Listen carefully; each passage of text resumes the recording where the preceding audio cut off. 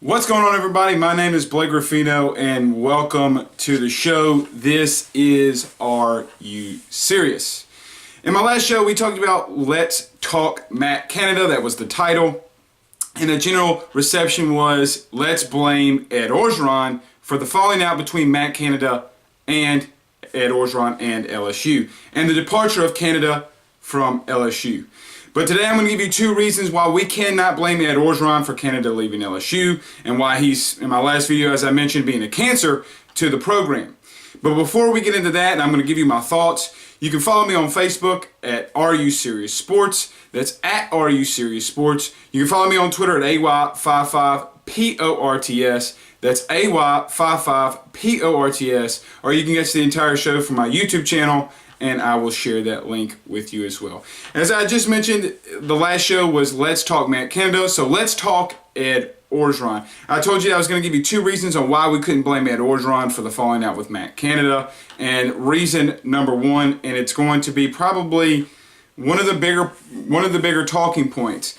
I've seen a lot of fans talking about, well, when Ed Orgeron took the job, he said he wasn't going to meddle with the offense, Blake.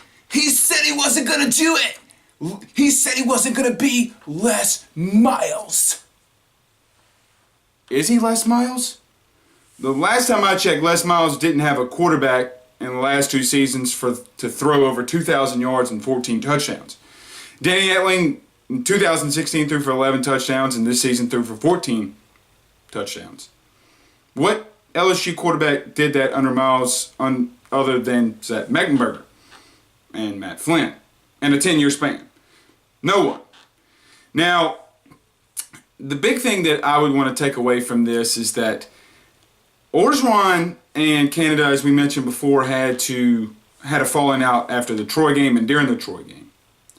And we all remember after that game that it looked like Matt Canada started running his offense. Did not Ed Orgeron have to swallow his pride after that? Les Miles told you before he was fired that he was going to change the complete offense. He was going to stay out of it. And then LSU lost to Wisconsin. And then LSU lost to Auburn. Did he stay out of the offense? No. So can you make the argument that Ed Orgeron has stayed out of the offense? I mean, every head coach, even Nick Saban, knows what they want to do on offense. That's what being the boss, that's what being the head coach means. Now, I come to the point where Les Miles he always gave you lip service, where Ed Orgeron is constantly telling you the truth.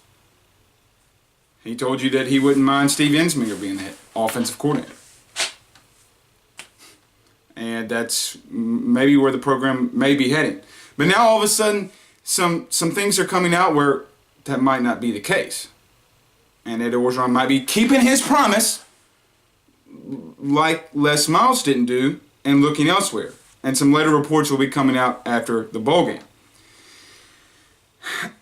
And moving into Matt Canada and the last point of number one, I know for a fact, and I'm just going to leave it at this, and this is the biggest point for number one, I know for a fact that every coach on LSU staff hates, and that's a strong word, hates Matt Canada. 13, 14 coaches with some analysts, or Matt Canada. That takes Dave Aranda too. And you got on me about the Dave Aranda thing. You think Dave Aranda wouldn't leave? You think he wouldn't get a better job if Canada was a cancer? He would roll. Peace out, Girl Scouts. All right, number two. Why have we not started to blame Matt Canada for the falling out with him and LSU? As I mentioned in the last video, has he been able to stay anywhere for too long? No. The longest he's been is Northern Illinois for 3 years. And that was with a head coach that said, I'm going to stay out of it and you can run all over me. He couldn't get along with Brett Bielema. He couldn't get along with the staff at NC State. He wasn't at Pitt long enough to really do anything before he went to LSU. Let's not be fooled by the lip service of Matt Canada's press conference yesterday. it kind of felt snake-like to me, right? That he was just kind of doing the lip service and saying, oh, it's not me. I didn't do anything wrong. Please. You have shown multiple times that you're the problem. Really? And I don't want to... I'm going to leave it there. To catch the full length of part 2, you can catch it on my YouTube channel, and I'm going to continue to go on with part 2. But catch all of my parts and all my points and all my thoughts on my YouTube channel. That's going to be on the link below. But the biggest point about Matt Canada that really irritates me. He said he wanted to stay at LSU, and he wants to win here. And he wants to do everything he can to win at LSU. The words of Matt Canada yesterday. Well, then why in the hell were you not out recruiting?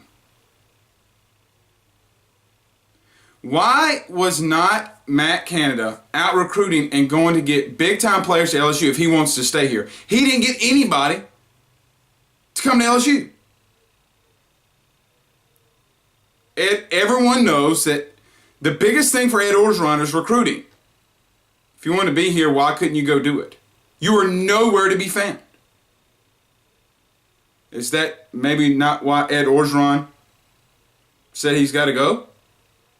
But yet we're blaming Ed Orgeron for this whole falling out with Matt Canada. Why? The man consistently shows that he's not good for any program. If it was all about winning, then why did he bow up to Ed Orgeron? Now, it's been really thrown out there from not just me, but a lot of people in the media and even LSU leaking it, that Matt Canada really went after Ed Orgeron during and after the Troy game. Why him, Oliva, and Aranda had the meeting. You can speak to your boss in a very calm manner and try to get your point across without being a cancer and without being a disruptive force, without being a bull in a china shop like Matt Canada is. You know who's doing that at LSU right now?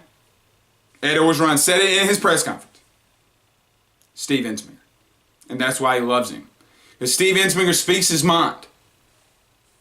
But Ed Orgeron, he comes to Ed Orgeron in a very polite and easy way. And Ed Orgeron respects that. Not the way Matt Canada does.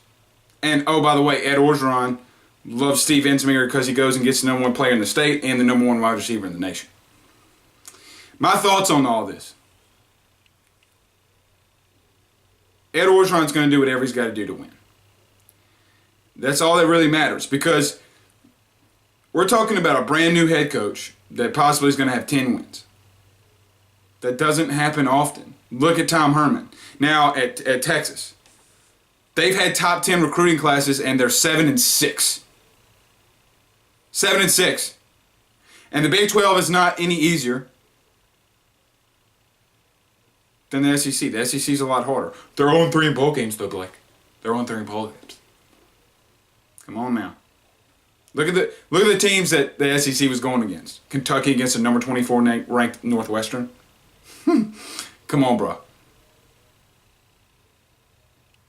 I don't think Ed Orgeron will ultimately go with Steve Ensminger as offensive coordinator as things are starting to circulate that Ed Orgeron's going to be looking elsewhere.